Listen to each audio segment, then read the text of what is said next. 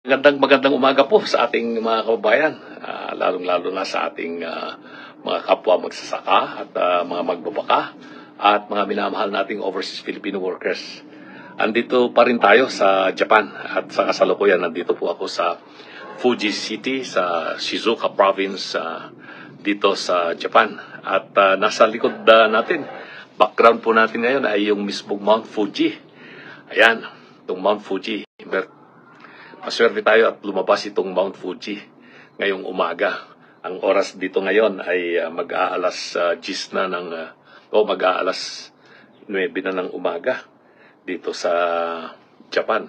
Exactly 9:50. Diyan sa Pilipinas, 8:50 ang oras. At minabuti kong mag-live muli tungkol sa pag-usapan natin itong freedom of expression, freedom of speech, freedom of the press.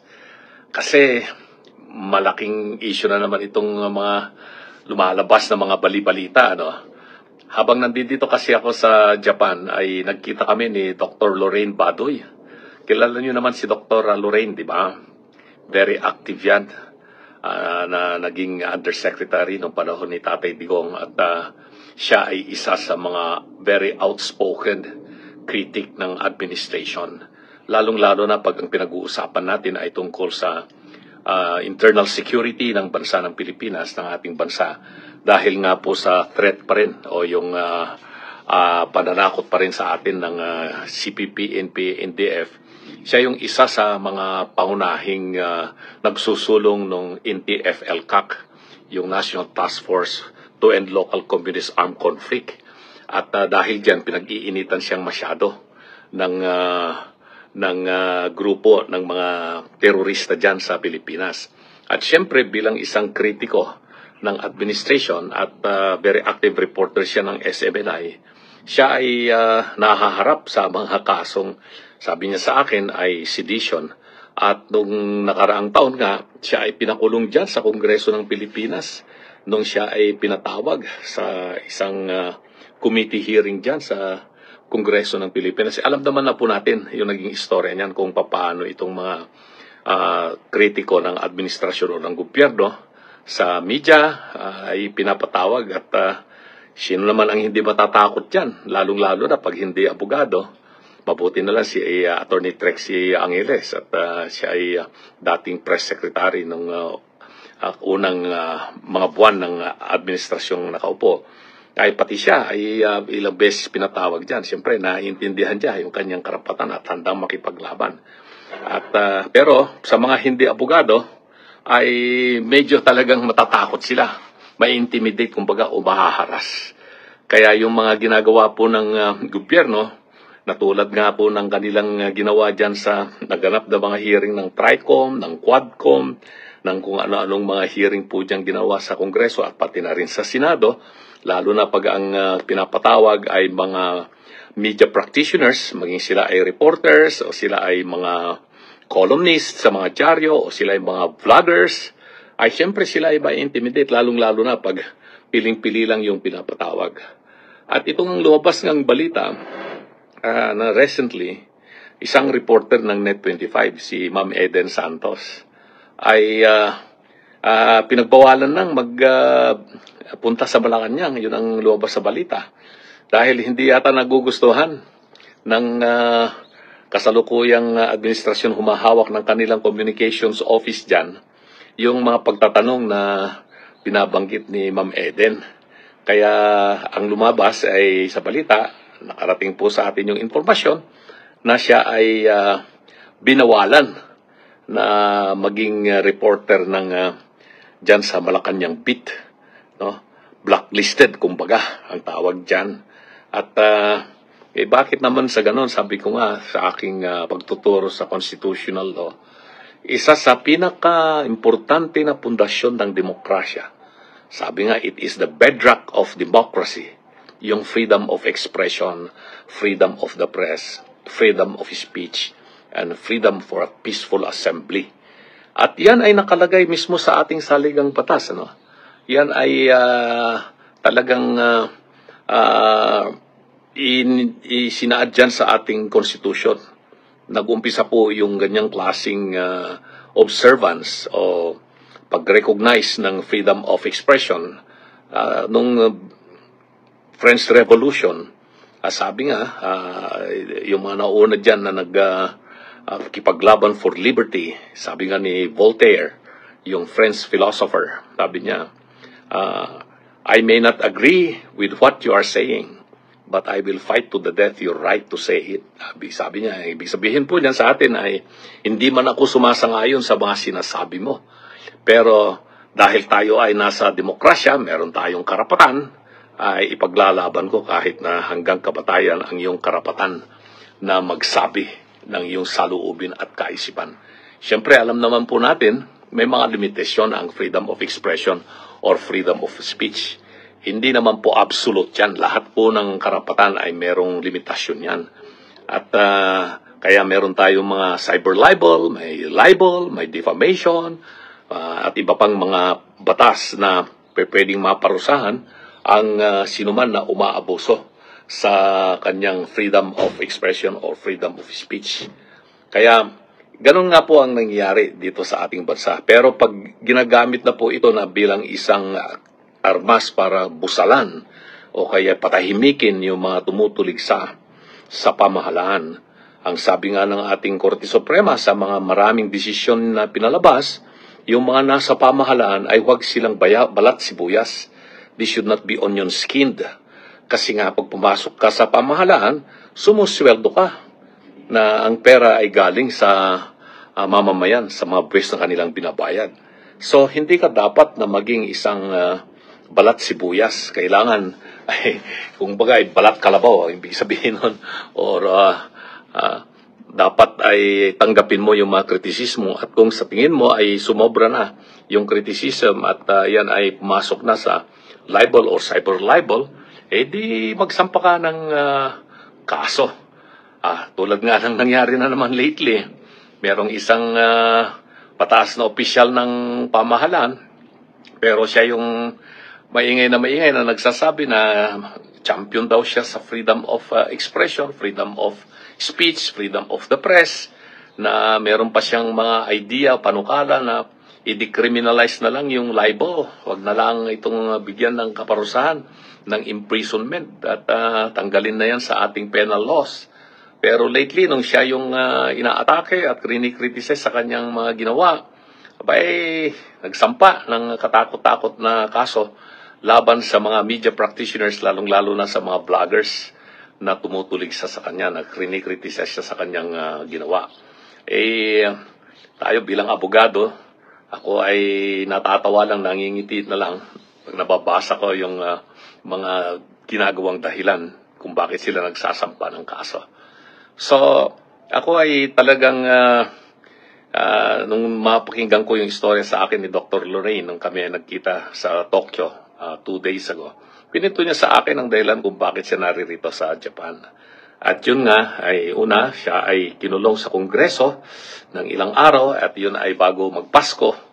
At dahil nga, pinapag-apologize siya sa kanyang mga naging pahayag bilang isang mamamahayag o reporter ng SMNI.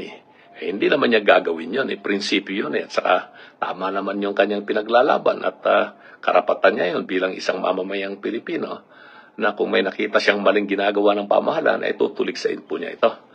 At hindi lamang po yun, ang kanilang ginawa ay sinampahan pa yata ng mabigat na kaso na inciting to sedition, etc. etc.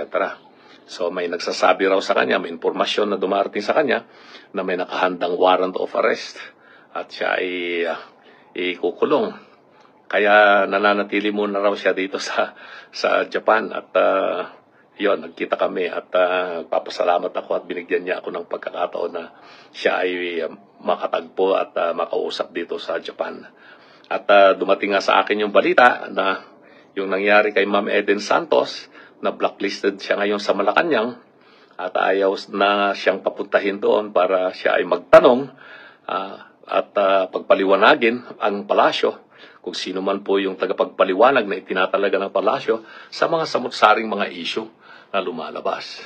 Pero ang isang dapat nating suriing mabuti, maliban lamang po dyan sa mga ginagawa nilang panggigipit sa karapatan ng mga mamamahayag, mga vloggers, mga reporters, columnists, o opinion makers, o yung mga nasa mass media, no? Ay yung mismong katayuan ng mga media outfits o yung mga kumpanya katulad po ng ABS-CBN, SMNI, Net25 at iba pa. May nagtatanong sa akin, bakit naman yung ABS-CBN ay pinasarado ni Tatay Digong? Yun daw sabi, kaya panahon daw ni PRRD, bakit yung ABS-CBN ay pinasarado niya? Hindi po pinasara po ni President Digong ang ABS-CBN. Alam po ninyo, yung kwento dyan, gumanti raw ang PRRD dahil nung panahon ng kampanya noong 2016, binayaran po nila yung political advertisement na ipalabas sa TV ni Tatay Digong. Pero hindi pinalabas ng ABS-CBN dahil sabi nila kumampi raw yung ABS-CBN doon sa mga kandidato na sinusuportahan ng mga kumpanya o ng mga oligarky. Kaya hindi nila inilabas yung advertisement ni Tatay Digong. Balita ko totoo nga namang nagalit si Tatay Digong kasi bayad na yung advertisement, bakit naman hindi ilalabas dahil lamang sa politika. Nagkataon, hindi naman po yun ang naging dahilan kung bakit nasarado yung ABS-CBN, na hindi na-renew yung franchise. Magre-renew ng franchise, prangkisa kasi yan Yung prangkisa po ay hindi po yan isang karapatan. Tandaan po ninyo, magkaiba po yung karapatan sa pribilehyo lamang. It is the privilege to have a franchise is mere privilege. Pribilehyo lamang po yan na binibigay po ng Estado. Hindi po yan karapatan na katulad ng freedom of expression or freedom of the press. Kung yan po ay pribilehyo, pwedeng i-withdraw po yan ng nagbigay ng pribilehyo. So ang pribilehyo po ay ibinibigay po yan. Binibigay po yan. Hindi po yan minamana o kaya nakukuha or inherent. Hindi katulad ng karapatan. Ang karapatan, our rights are sacrosanct. They are not privileged. Ito ay mga inherent o pagkasilang pa lang ng tao o bago pa lang siya maisilang, meron na po siyang karapatan. Ang karapatan na yan ay God-given, sabi nila. It is inherent, bigay po ng Diyos yan, ang karapatan. Pero yung karapatan mo na yan, hindi naman absolute. May mga limitasyon po yan. So guaranteed na po yan sa ating konstitusyon. Pero ang prangkisa sa mass media, ito ay pribilehyo lamang at ang nagbibigay po niyan ay ang Estado ng Pilipinas, ang gobyerno. So kung meron kang nilabag doon sa mga kondisyones, kasi pag kumuha ng franchise ang isang media outfit, ay may mga privilege po yan, ay may mga conditions po yan na binibigay ng Kongreso ng batas. At kasama po dyan ay dapat bayaran mo. Bayaran mo yung mga buwis at singilin ng pamahalaan para maipagpatuloy mo ang iyong pribilehyo na makapag-broadcast. Yan ang franchise na sinasabi natin, lalong-lalo na sa television at saka sa radio. Importante po yan. Nag-violate po yung ABS-CBN. Sabi ng Kongreso, nung nagkaroon ng pagdinig sa Kongreso, violation ng mga terms and conditions ng prangkisa tulad ng pagbabayad ng sapat na buwis. Naipakita po yan at nagkaroon ng pagdinig po dyan sa Kongreso. At isa sa mga aktibo pong congressman na tumalakay po dyan ay si Congressman ngayon ay Senador Rolando Marcoleta. Dante Marcoleta. Si Dante Marcoleta ay isa yan sa mga nanguna na sa pagdinig ng kaso ng ABS-CBN. At napatunayan na hindi nagbayad ng mga sapat na babayarin sa gobyerno at hindi tumupad sa mga kondisyones ng prangkisa. Kaya hindi ni-renew yung franchise. Kaya nung hindi ma-renew yung franchise, hindi na makapag-broadcast. Pero balita ko, mayroon pong hakbang ngayon na ibalik yung prangkisa ng ABS-CBN. Tingnan natin kung ano mangyayari. May kapangyarihan naman pong gumawa po niyan ay ang Kongreso ng Pilipinas. Siyempre, pag lahat ng mga pinasa ng Kongresong batas ay pipirmahan po yan ng Presidente ng Pilipinas. So, yan po yung sitwasyon po ng ABS-CBN. Ganyan din po yata ang nangyari sa SMNI. Sabi nila, nung magparinyo ang SMNI, Dahil nga sa tingin nila ay maraming mga violations din daw. Pero wala akong nakitang violation na hindi pagbabayad ng buwis, kung hindi karamihan doon sa mga rason ay na ginagamit daw yung SMNI dahil doon sa pamamahayag ng mga hindi totoo, mga fake news daw, etc., etc., etc. So yun din, hindi rin in-issue ng prangkisa ang SMNI. Ngayon, ang Net25 ay nagbo-broadcast pa rin ang Net25 at wala namang balita na magpaparenew ng franchise or what. Pero itong nangyari ngayon kay Ma'am Eden Santos na siya ay pinagbawalan na sa pagre-report sa Malacanang press corps at hindi na siya pwedeng makasama doon, ay parang banta rin ito ng freedom of expression or freedom of the press, no? Pero hindi naman siguro ito magiging dahilan para ang prangkisa ng Net25 ay mamimiligro sa Kongreso ng Pilipinas. Abangan na lang natin kung anong mangyayari dyan. Pero ang masaklap po, mga minamahal na kababayan, ay kung yung mga sinasabi nating mga reporters sa mainstream media o mga vloggers dito sa ating tinatawag na digital media. Itong digital media ngayon, katulad ditong mga platforms sa Facebook, sa Twitter, sa TikTok, sa YouTube at iba pang mga social media platforms.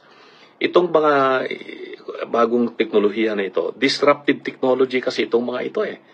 Hindi nangangailangan po ito ng prangkisa sa Kongreso para ang isang personalidad tulad ko makapag-live broadcast.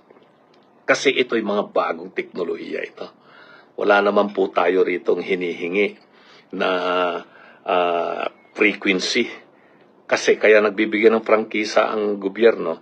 Pag-aari kasi ng gobyerno lahat ng frequency. Itong frequency sa AM, FM, o kaya sa television, ay pag-aari lahat ng gobyerno yan. At yung prangkisa na yan ay binibigay ng Kongreso. Pero pagdating po sa internet o kaya digital media, itong bagong teknolohiya ngayon, ay hindi po kasi ito yung mga disruptive technology na hindi mo ito mapipigilan eh. So, ang pwede lang mangyari dito ay kung sumusobra ka at mali ang iyong ginagawa, ay pwede kang makasuhan ng cyber libel o kaya libel. Dahil nasa batas po yan. So, yun po yung pag-analyze po natin ng freedom of expression, freedom of speech, freedom of the press, or freedom of a peaceful assembly. So, sa ngayon, tapos na natin yung ating segment pagdating dito sa freedom of expression na yan. Guaranteed po yan ng ating Bill of Rights under Article 3, Section 4 ng 1987 Constitution. Paki-search na lang po yan para mabasa po ninyo ang tungkol sa freedom of expression, Article 3, Section 4 ng 1987 Constitution. Basahin lamang po ninyo yan at meron naman pong Tagalog at English versions po dyan at marami pong mga pwede mo niyong malaman po ron para inyo pong mapalawak ang inyong kalaman tungkol po sa sinasabi nating freedom of expression. Meanwhile, enjoyin din po ninyo yung view ng Mount Fuji. Parang Mount Mayon din, ano? Mas maganda pa nga sa tingin ko yung Mount Mayon kasi volcano yun, no? It's a volcano. Pero itong Mount Fuji daw ay dormant volcano rin daw ito. Hindi ko alam kung kailan ito huling pumutok. Hindi ko na nabasa yung geological and history nitong Mount Fuji. Pero magandang-maganda ito pagdating ng winter. Sa ngayon ay summer, mainit na mainit at medyo maulap kahapon. Medyo ayaw magpakita pero ngayong umaga ay maliwanag. Maliwalas kaya nakita natin itong Mount Fuji during summer. Sa winter ay makikita na ito ay nakukover ng snow at yun ang mas lalong maganda, ang Mount Fuji. Ayun din ang lamang ng Mount Fuji sa Mayon Volcano kasi yung hindi wala naman tayong snow dyan sa Pilipinas kaya hindi natin makita kung gaano kaganda sana yung Mayon Volcano. Pero pwede nyo nang gamitin ng AI. Mag-AI na lamang po kayo at kunwari yung Mayon Volcano ay nag-i-snow. Magandang tignan po yung Mayon Volcano. At yan ang isa sa lamang natin. Pero mas malaking dihamak naman itong Mount Fuji sa laki nitong buntok na ito kumpara naman po sa Mayon Volcano. Siguro times 10 ang laki nitong Mount Fuji kaysa sa Mayon Volcano. So ayan mga minamahal na kababayan. At nakapagpahayag po ako ng konting kaalaman tungkol sa sa freedom of expression ay sana ay meron po kayong napulot na aral sa akin kahit papaano. At syempre, nakita nyo rin po itong Mount Fuji kahit na dito lamang po sa video na nasa likuran ko. At nakikita yung mga bahay-bahay po dyan sa harap, ay bahay po yan ng mga magsasaka dito sa Japan, dito sa lugar na ito. At kanina ay meron ako nakikitang mga tao dyan na nag-garden. So yan po mga minamahal na kababayan. At kay Ma'am Eden Santos ng Net 25, kumusta ka ma'am? At ako ay sumusuporta po sa inyo. At kay Dr. Lorraine Badoy, kumusta na Dr. Lorraine? Sana magkita pa tayo bago ako umuwi ng Pilipinas. At siyempre sa ating mga minamahal na mga overseas Filipino workers, maraming salamat po sa inyo lahat. Marami po akong nakita nung mga nakarang araw na nandito po ako sa Japan, dyan po sa Tokyo, dyan po sa Osaka. At sana ay meron pa akong panahon na makipag-usap po sa inyo bago ako makauwi ng Pilipinas. At yung mga ibang mga kababayan po natin sa ating bayan, mga kapwa magsasaka at mga magbabaka, maraming salamat po sa inyo. Shout out sa inyong lahat. Mabuhay po ang sambayan ng Pilipino.